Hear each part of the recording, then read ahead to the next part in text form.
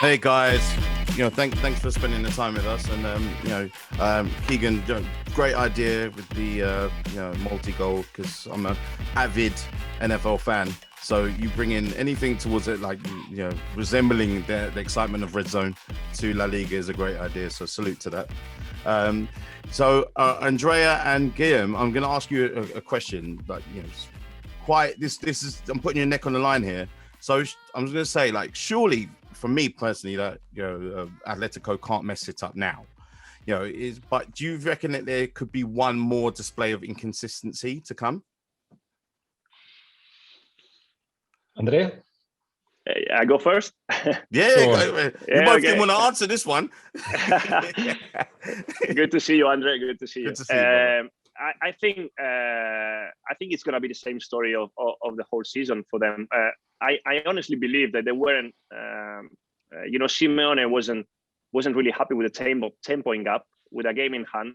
Could have gone 13 points ahead. This is not him. This is not Atletico. This is not the grind they want, the suffering. So it's actually more comfortable with the situation is at the minute, and it's gonna be. I think they'll win the title, and I honestly believe they deserve to. But they're gonna make Atletico fans suffer, and I can see them starting well, as they have done in the last few games, not killing the game off. Valladolid getting back into it. And then, in every season they needed a hero. They had Godin scoring at the Camp Nou when they won the title, when they drew away, and it might be another Uruguayan this season with Luis Suarez. I can see it coming. I can see it happening, and a very happy Simeone running up and down the the pitch. So this is how I see it. I see Real Madrid doing their homework, winning their game, and Atletico under huge pressure, with a late goal. So it's gonna be. We're gonna see drama and action, but it's gonna be fantastic. Let me take the question a little bit wider. Okay. I think we're like spoiled children, all of us. We think that to win the league, you have to be like Manchester City, or like Liverpool of last year, or like Barcelona of 2009, 2012, and that's the exception. Actually, most of the time, there are times up and downs, and the season is a very long period, and we idealize looking back at the history of the leagues, and we think, when Real Madrid, when Barcelona won it 4 times in a row, weren't they great? Were they?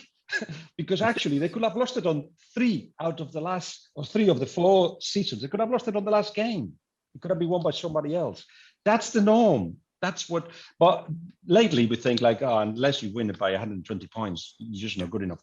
So I think we focus in too often in the negatives of a situation, which is the usual, and we talk about inconsistencies, crises, problems, difficulties, new managers, new players, and this is not good enough, let's get rid of. By the way, football is a mirror of society. That's what we are at the moment, spoiled children, aren't we? We just want everything now, and we want it right, and none of that is real life.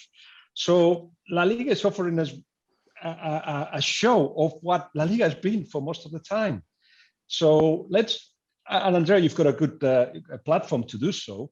Let's not focus on inconsistencies, and let's talk about how well Atletico Madrid have managed to battle the 2 giants, who of course had their situations, but how they're coming out of it as well. And there are cycles, and there is a new cycle now. All that I think is it'll be more enjoyable than focusing on the negatives, I think.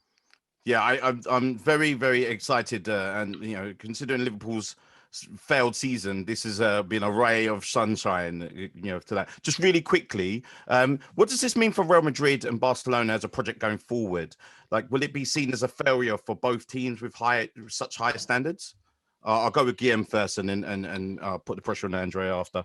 Failing, you said failing again. You haven't listened to me in the last 5 minutes. I had these things prepared. You just like joking. Obviously, expectations with them are always high. I do have the impression that the people that are around Real Madrid, they tend to get be more patient with what's happening with Real Madrid, which is exactly what's happening with Barcelona. 2 giant clubs in the middle of a pandemic, at the back of a lot of expenditure, and in a transitional period. They both are in the same, but it's interesting if you follow from the local media how the Real Madrid is treated a little bit like, understandably, they're more patient with it. And at Barcelona, it's all like, crisis and new coach, new manager. But in terms of where they're going from here, institutionally, they are in transition. They need to know what's available to be able what they can spend and how much they can get in from the players that they've got that they want to sell. And that will be fluid, and but changes are going to happen. And then there's the managerial situation. Zidane has to decide if he stays or if he goes. The impression we'll have is that he goes, but he hasn't said anything yet. We'll see. And in case of Barcelona, why do we want to encapsulate everything that has to happen in one season, right? So we're saying, right, transitional year, right? It's over now. So no more transition. And now let's start winning. And actually, you talk to people in the club and they'll tell you, we're still in that transition. We still don't know. And I know that there is a lack of confidence perhaps in the manager, but he's done well in that transition.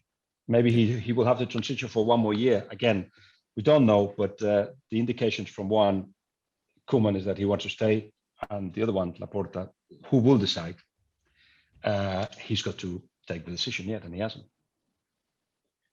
Andrea, I agree. Yeah, well, I agree with Guillem that both clubs are going through a transition period, and obviously the managerial situation is going to dictate what they're going to do next. Obviously, I can't see not even Zidane or Koeman staying, but it all depends on what the club's going to do. I think that Zidane's got it in his hands, so if he wants to leave, he's going to leave.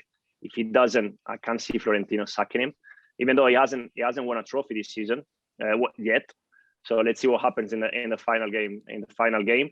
And with Koeman, I don't see the club trusting him fully. He's done some really good things. I think he's taking reins in a very difficult moment. He had to deal with the Messi situation.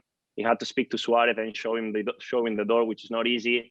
He's put confidence in youngsters, and he's making them better players. Obviously, Pedri's had a sensational season. With a different coach, I don't think that would have happened. So he's done some great things, but at the same time, the club is not 100% sure that he's the man, going forward. So he's the man who's going to make them make the next step. I agree with Guillem. Transition takes a bit longer than just one season. Obviously, patience is not something that we see nowadays, especially in football. But I see some positive things in Barca and at Real Madrid as well, because I was talking earlier about the youngsters Barca has, but Real Madrid's been using young players lately. I think about Antonio Blanco, the midfielder. They didn't have a replacement for Casemiro. I think they have now. Miguel Gutierrez, the fullback's been great. They've got a youngster in Arribas who's got plenty of quality. But this season they've relied so much on the midfield trio of Modric, Kroos, and Casemiro. And it can't be the case going forward anymore. Even though we don't want to see them retiring yet.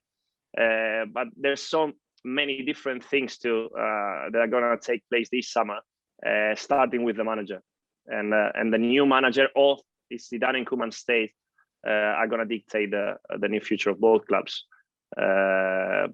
Difficult. I mean, I wouldn't like to be the sports director at both clubs because it's not an easy situation to deal with. I'm not feeling sorry for them too much because they tore my team a new one with their trusted midfield. So so I no sympathy from Real Madrid there. But thank you guys, appreciate it. Thank you very much.